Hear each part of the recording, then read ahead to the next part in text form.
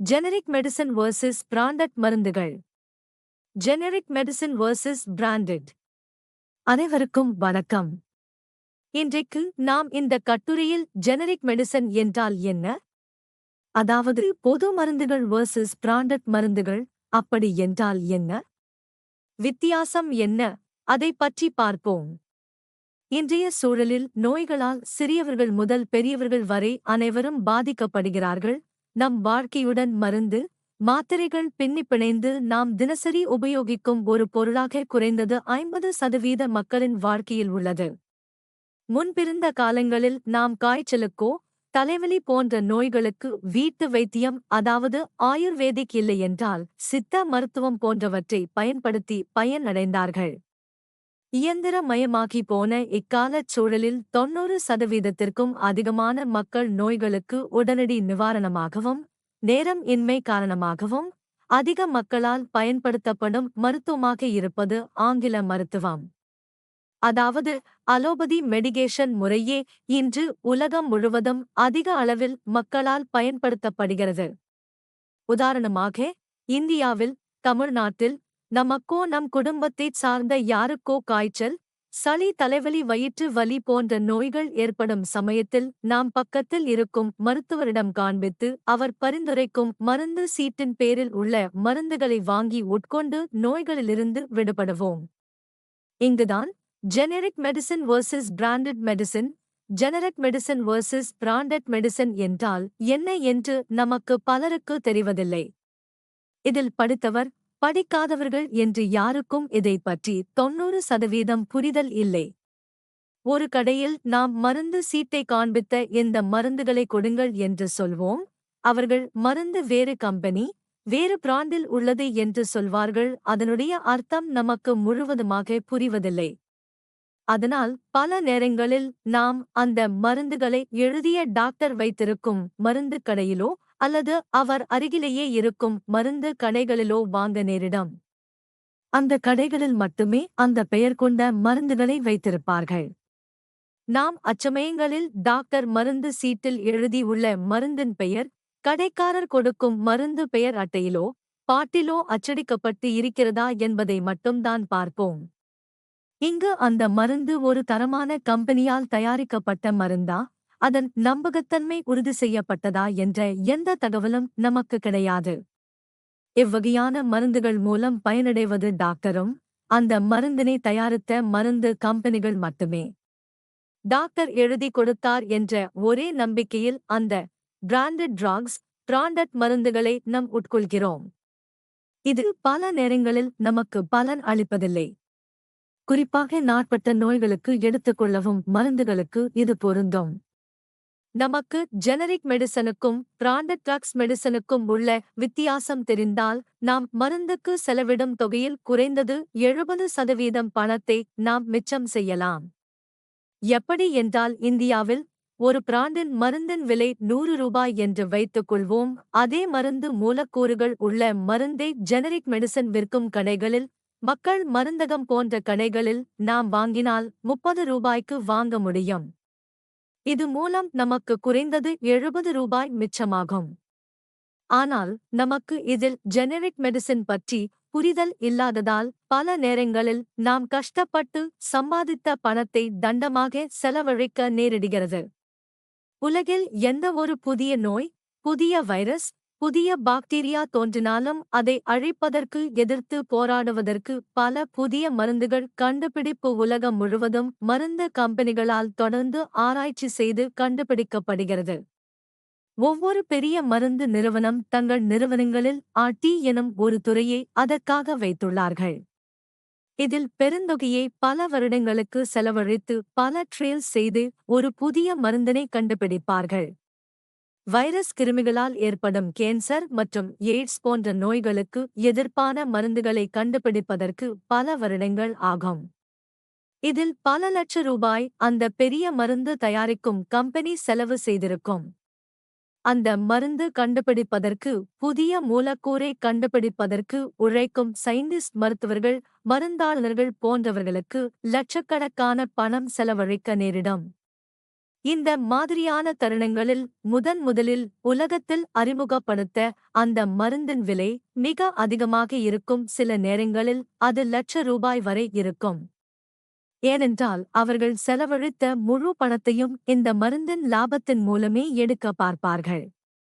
ஒரு புதிய மருந்தை கண்டுபிடித்த அந்த மருந்து தயாரிப்பு கம்பெனியிடம் மட்டுமே அந்த மருந்தை 20 ஆண்டு காலத்திற்கு தயாரித்து உலகம் எங்கும் விற்பனை செய்ய முடியும் காப்புரிமை இருக்கும். இந்த 20 ஆண்டுகளுக்கு அந்த மருந்தின் காப்புரிமை அந்த மருந்தை கண்டுபிடித்த கம்பெனியிடம் மட்டுமே இருக்கும், ராயல்டி காலமாகும். இப்படி ஒரு மருந்து நிறுவனத்தால் முதலாக கண்டுபிடிக்கப்பட்ட மருந்திற்கு ஒரு பெயரை அந்த நிறுவனம் சூட்டும், தங்கள் நிறுவனத்தின் பிராண்டு நேம் குறிக்கும் வகையில் அந்த மருந்தின் பெயர் அமையும். இதற்கு பெயர்தான் பிராண்டட் மெடிசன். இப்படி தயாரிக்கப்படும் பிராண்டட் மெடிசன் மருந்து அட்டைகளில் பிராண்டட் பெயர் பெரிய அளவிலும் அதற்கு கீழே ஆர்எக்ஸ் எனக் குறிப்பிட்டு மருந்தின் மூலக்கூறு பெயர் சிறிய வடிவில் அச்சடிக்கப்பட்டு இருக்கும். இந்த 20 ஆண்டு கால காப்புரிமை காலத்தில் அந்த குறிப்பிட்ட நோய்க்கான மருந்தை வேறு மருந்து கம்பெனிகள் அந்த மருந்தை உற்பத்தி செய்ய நினைத்தால் அந்த மருந்தினை கண்டுபிடித்த காப்புரிமை ராயல்டி உள்ள கம்பெனியிடம் முறையான அனுமதி வாங்கி ராயல்டி தொகையை பெரிய அளவில் கொடுத்து அவர்கள் அந்த மருந்தினை உற்பத்தி செய்து நாடு எங்கும் விற்பனை செய்ய முடியும். அப்படிப்பட்ட சூழலில் பல கம்பெனிகள் ராயல்டி உரிமையை பெற்று அந்த மருந்தினை உற்பத்தி செய்து விற்பனைக்கு கொண்டு வரும். வேற்று நிறுவனங்களால் தயாரிக்கப்படும் போது அந்த மருந்தின் விலை மருந்து உற்பத்தி கம்பெனிகளுக்கு ஏற்றவாறு மாறுபடும். அந்த மருந்து விலை 10% முதல் 20% வரை குறைந்த விலையில் சந்தையில் விற்கப்படும். காப்புரிமை காலம் 20 ஆண்டு காலம் முடிந்த பிறகு ஒரு குறிப்பிட்ட மருந்தின் மூலக்கூறுகள் உலகில் உள்ள அனைவருக்கும் பொதுவானதாகிவிடும். பிறகு அந்த மருந்தை எந்த நிறுவனம் வேண்டுமானால் தயாரிக்கலாம். அப்படி தயாரித்து விற்கப்படும் மருந்துகளே ஜெனரிக் மெடிசன் ஆகும். இப்போது உள்ள சூழலில் ஜெனரிக் மெடிசன் 2 வகைகளில் கிடைக்கிறது. உலக புகழ்பெற்ற பெரிய நிறுவனங்களும் இந்திய அளவில் உற்பத்தி செய்யும் பெரும் நிறுவனங்களும் இன்று ஜெனரிக் மெடிசன் மருந்துகளை நல்ல படத்துடன் தயாரித்து விற்பனை செய்கிறார்கள். நமக்கு விற்கப்படும் மருந்து பிராண்டட் மருந்தா அல்லது ஜெனரிக் மெடிசனா என்பதை மிக சுலபமாக நாம் தெரிந்து கொள்ள முடியும். ஜெனரிக் மெடிசனில் மருந்தின் பெயர் மட்டுமே குறிப்பிட்டு இருக்கும், அதாவது மருந்தின் மூலக்கூறு மட்டுமே பெயராக பொறிக்கப்பட்டிருக்கும் மற்றும் அதை தயாரித்து நிறுவனத்தின் பெயர் மட்டுமே இருக்கும்.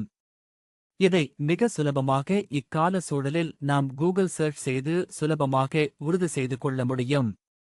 உதாரணத்திற்கு கொரோனா காலத்தில் கோவிட் வைரஸினால் பாதிக்கப்பட்டு உடல் வலி, காய்ச்சல் அதிகம் உள்ள நேரங்களில் நாம் அதிகமாக பேராசிட்டமால் என்ற மருந்தினை பயன்படுத்தி இருப்போம். இங்கு பாராசிட்டமால் என்பது மருந்தின் மூலக்கூறு பேராகும். ஆனால் நாம் மருந்து கடைகளிலும் டாக்டர் பரிந்துரைத்த மருந்து சீட்டுகளிலும் மருந்துகளின் பெயர் டோலோ 650, குரோசின், கால்போல், 5000 என பல நிறுவனங்களால் பல பெயர்களில் தயாரிக்கப்பட்டு உலகமெங்கும் விற்பனை செய்யப்பட்டது. அங்கு பாராசிட்டமால் என்னும் மருந்தின் பெயர் ஆர்எக்ஸ் என்று குறியீட்டுடன் சிறிய அளவிலும் பிராண்டட் நேம் தடித்த எழுத்துக்களால் அச்சடிக்கப்பட்டு இருக்கும். இந்தியாவில் 2016ஆம் ஆண்டு இந்திய மருத்துவ கவுன்சில் டாக்டர்கள் தங்கள் நோயாளிகளுக்கு கொடுக்கும் பரிந்துரை சீட்டில் மருந்து நிறுவனத்தின் பெயர்களை, அதாவது பிராண்டட் நேம் எழுதக்கூடாது, ஜெனரிக் பெயர்களை தான் குறிப்பிட வேண்டும் என்று ஒரு விதியை நிர்ணயம் செய்தார்களே. ஆனால் பெரும்பான்மையான, மன்னிக்கவும், 90% மருத்துவர்கள் இம்முறையை பின்பற்றுவதில்லை. தனியார் மருத்துவமனைகளிலும் பாலி கிளினிக்களிலும் ஒரு டாக்டர் நடத்தும் கிளினிக்கில் கூட பிராண்டட் மருந்துகளை பரிந்துரை செய்கிறார்கள். இங்கு தனியார் மருத்துவர்களை குறை சொல்வதற்கு முன்பு இந்திய மருத்துவ கவுன்சில் விதித்த விதியை இன்றைய அளவில் மத்திய அரசு நிறுவனங்களான எய்ம்ஸ் மருத்துவமனை, ஜிப்மர் மருத்துவமனை, மாநில அரசர்களால் நடத்தப்படும் இயக்கப்படும் மருத்துவக் கல்லூரிகள் GH போன்ற மருத்துவமனைகள் உள்ள டாக்டர்கள் கூட பெரிய அளவில் பிராண்டட் மருந்துகளை உபயோகிக்கிறார்கள். உதாரணத்துக்கு வாவரன் டேப்லெட் என்று எழுதுவார்கள், ஆனால் அந்த மருந்தின் மூலக்கூறு டிக்ளோஃபெனாக். அதைப் போலவே குழந்தைகளுக்கு ஃபெனர்கன் சிரப் என்று எழுதுவார்கள், ஆனால் அந்த மருந்தின் மூலக்கூறு ஜெனரிக் நேம் புரோமெதசின் என்பதாகும். அதே சமயத்தில் மருத்துவர்கள் ஏன் ஜெனரிக் மெடிசனை பரிந்துரைக்க பல நேரங்களில் மறுக்கிறார்கள் என்ற ஒரு சில நியாயமான கருத்துக்களும் உள்ளது. ஒரு உண்மையுள்ளது. ஒரு மருந்தினை உதாரணமாக பேராசிட்டமால் போன்ற மருந்துகளை புகழ்பெற்ற நிறுவனங்களும் புதிதாக தொடங்கிய நிறுவனங்களும் ஜெனரிக் மருந்து தயாரிக்கும் முறையில் தயாரிக்க முடியும், விற்பனை செய்ய முடியும். இம்மாதிரியான சமயங்களில் எந்தவித உலக தரத்துடன் இல்லாத போலி மருந்துகளும் ஜெனரிக் மெடிசன் என்ற போர்வையில் மருந்து கடைகளில் அதிக அளவு விற்கப்படும். அதிக லாபத்திற்கு ஆசைப்படும் மருந்து நிறுவனங்களும் கடைக்காரர்களும் அப்போலி மருந்துகளை விற்பார்கள். இதனால் பெரிய அளவில் நோயாளிகள் பாதிக்கப்படுவார்கள். மருத்துவரின் பெயரும் கெட்டுப் போய்விடும். அதனால் மத்திய மாநில அரசுகள் ஜெனரிக் மெடிசன் தரத்தை உறுதி செய்ய வேண்டும்.